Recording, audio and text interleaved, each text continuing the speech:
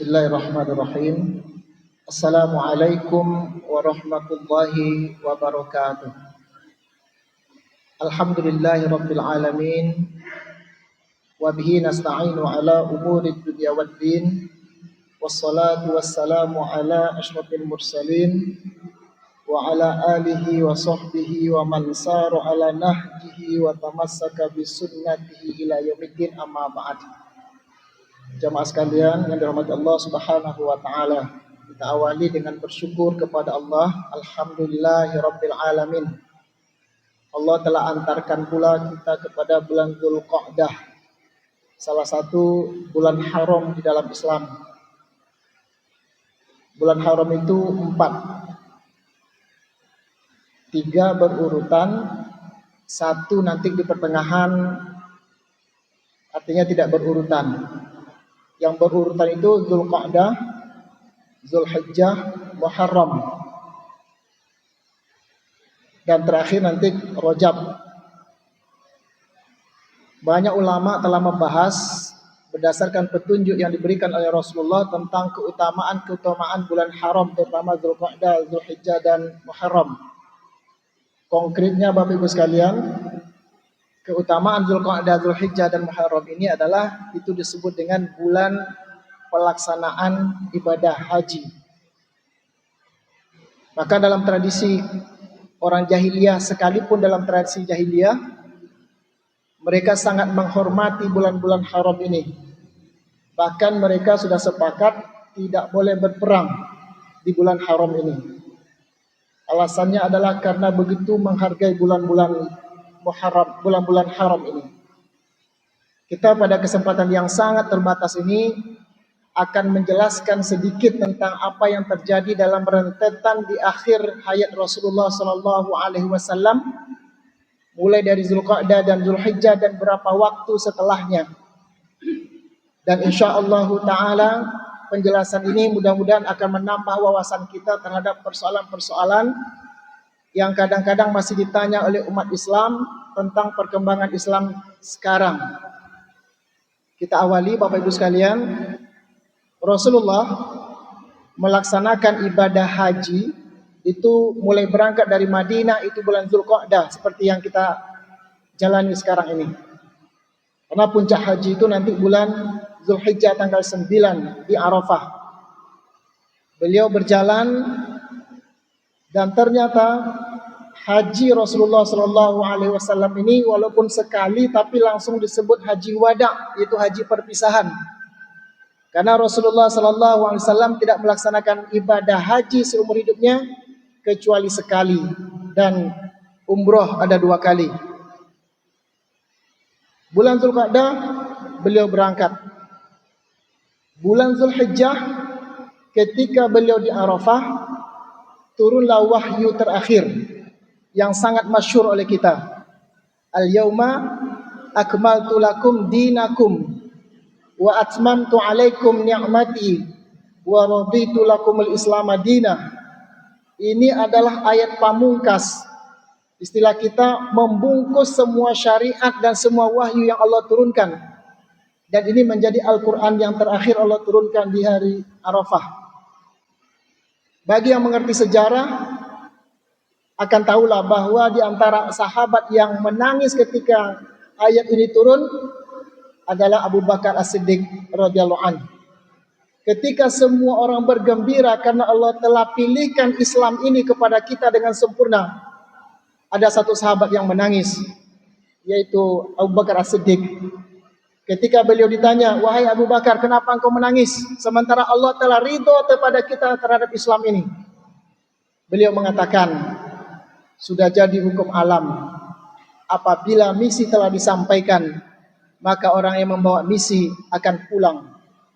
Apabila wahyu telah sempurna, maka Rasulullah pasti akan dipanggil oleh Allah Subhanahu wa taala." Maka menangislah Abu Bakar As-Siddiq radhiyallahu anhu. Itu yang pertama. Yang kedua, ketika beliau pulang menuju Madinah, ini kajian kita hari ini. Ketika beliau pulang dari Makkah ke Madinah, maka beliau bersama sahabatnya berkumpul di sebuah tempat Dan tempat itu disitulah ada mata air. Karena dulu kafilah haji atau orang berperang di waktu itu, mereka tidak berkumpul kecuali di mana ada mata air untuk persiapan mereka minum.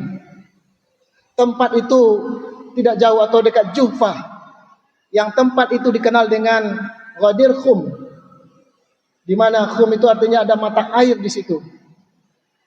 Ini adalah peristiwa yang luar biasa, yang dari sinilah akhirnya nanti pelajaran kita hari ini, dari peristiwa inilah akhirnya nanti umat Islam terpecah kepada dua golongan. Yang pertama Sunni, yang kedua Syiah. Jadi kalau kita mendengar mana yang Sunni, mana yang Syiah, itu tidak terlepas dari hadis Ghadir Khum.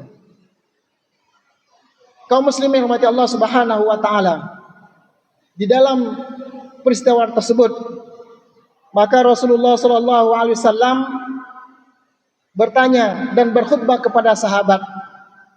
Apa kata beliau? Ala wa inni usyik an ad'a rabbi. Saya ini khawatir, kata Rasulullah kepada sahabatnya, wahai sahabatku, saya mulai khawatir. Mungkin sebentar lagi utusan Tuhanku akan menemuiku. Artinya, kalau dulu waktu terima wahyu utusan itu adalah Jibril, sekarang yang dimaksud oleh beliau, utusanku sebentar lagi, utusan Allah akan menemuiku, maksudnya adalah malaikat Israel. Karena tadi kemarin di Padang Arafah beliau katakan sempurna sudah agama ini. Maka di waktu di situ dia katakan akan datang utusanku, utusan Tuhanku menemuiku, artinya sebentar lagi saya akan pulang dan meninggal dunia, akan diwafatkan oleh Allah Subhanahu wa taala. Maka pada waktu kata beliau, wa inni tarikun, karena itu saya meninggalkan kepada kalian dua hal. Dua hal ini bukan sembarangan, tapi dua hal yang sangat berat. Yang pertama, awwaluhuma kitabullahi fihil huda. Yang pertama aku tinggalkan kepada kalian adalah kitabullah, yaitu wahyu, yang di dalamnya terdapat huda wan nur, yaitu petunjuk dan cahaya. Fakhudhu bi kitabillah, maka kalian pegang erat wahyu ini, yang bahasa kitanya terakhir kemarin kita terima atau saya terima waktu Arafah, yang berapa waktu yang lalu. Pegang Quran itu.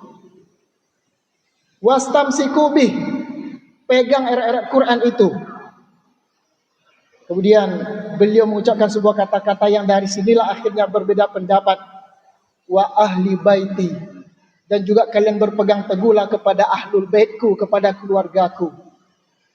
Dan disebutkan lagi dalam hadis yang lain, dalam redaksi yang lain, Rasulullah mengatakan, faman kuntu maulahu fa'aliyun maulahu. Siapa yang menjadikan saya pemimpinnya, maulahu, maka jadikan Ali juga sebagai pemimpinnya.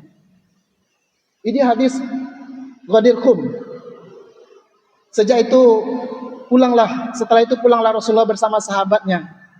Tiba waktunya, karena waktu terbatas, tiba waktunya, maka wafatlah Rasulullah sallallahu alaihi wasallam. Apa yang terjadi kaum muslimin yang berbahagia? Rasul sebagai Muhammad sebagai Rasul nggak bisa digantikan, karena Muhammad adalah khatamul anbiya wal mursalin. Beliau adalah penutup sekalian Nabi dan Rasul. Tapi siapa yang akan menggantikan beliau setelah beliau wafat? Pada waktu itu umat Islam melakukan ijtihad. Diperiksalah, ada enggak petunjuk Nabi yang mengatakan kalau saya meninggal, si anu yang memimpin kalian? Diperiksa oleh kaum muslimin, oleh para sahabat. Ternyata tidak ada satupun hadis yang menunjukkan bahwa kalau saya meninggal, si anu yang memimpin kalian. Akhirnya apa yang terjadi? Itulah siapa yang pernah datang atau akan datang ke Masjid Nabawi. Ada sebuah tempat di sayap kiri, itu namanya Saqifah Bani Sa'idah, di mana disitulah terjadi musyawarah pertama umat Islam untuk mencarikan siapa pemimpin setelah Rasulullah SAW. Singkat cerita, terpilihlah Abu Bakar As-Siddiq. Sementara waktu itu jenazah Rasulullah SAW belum dimakamkan. Terpilihlah Abu Bakar As-Siddiq dengan cara musyawarah yang dipimpin langsung oleh Umar bin Khattab bersama sahabat senior.